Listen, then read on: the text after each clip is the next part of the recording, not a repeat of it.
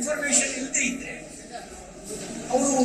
ಜನವರಿ 22ಕ್ಕೆ ರಜೆ ಘೋಷಿಸಲು ಸರ್ಕಾರಕ್ಕೆ ಆಗ್ರಹ ವಿಚಾರಕ್ಕೆ ಸಂಬಂಧಪಟ್ಟಂತೆ ಸರ್ಕಾರಿ ರಜೆ ಕೊಡಿ ಅಂತ ರಾಜ್ಯ ಸರ್ಕಾರಕ್ಕೆ ಕೇಳಬೇಕಾ?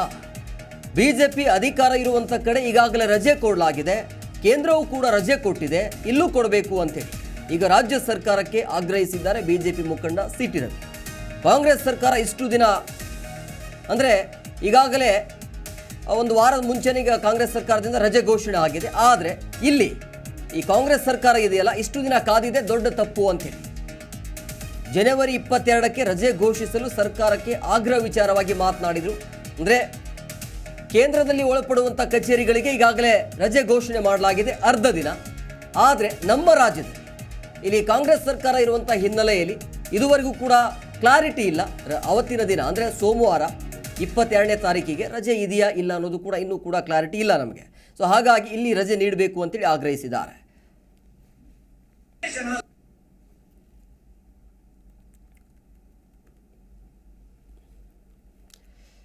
ನೋಡಿ, ಸೋಮವಾರ ಅಂದರೆ ಜನವರಿ 22ಕ್ಕೆ ಇಡೀ ದೇಶ ಆ ಕ್ಷಣಕ್ಕಾಗಿ ಆ ದಿನಕ್ಕಾಗಿ ಕಾಯ್ತಾ ಇರುವಂಥ ದಿನ ಅದು. ಆದರೆ ಆ ದಿನಕ್ಕೆ ಈಗಾಗಲೇ ಕೇಂದ್ರ ಸರ್ಕಾರದಿಂದ ರಜೆ ಘೋಷಣೆ ಆಗಿದೆ ಅರ್ಧ ದಿನ, ಅಂದರೆ ಮಧ್ಯಾಹ್ನ 2:30 ತನಕ ರಜೆ ಇರುತ್ತೆ.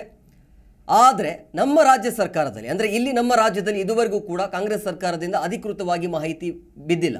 ಹಾಗಾಗಿ ರಾಜ್ಯ ಸರ್ಕಾರ ಅಂದರೆ ಕಾಂಗ್ರೆಸ್ ಸರ್ಕಾರದಿಂದ ರಜೆ ಘೋಷಣೆ ಆಗಬೇಕು ಅಂತೇಳಿ ಆಗ್ರಹಿಸ್ತಾ ಇದ್ದಾರೆ.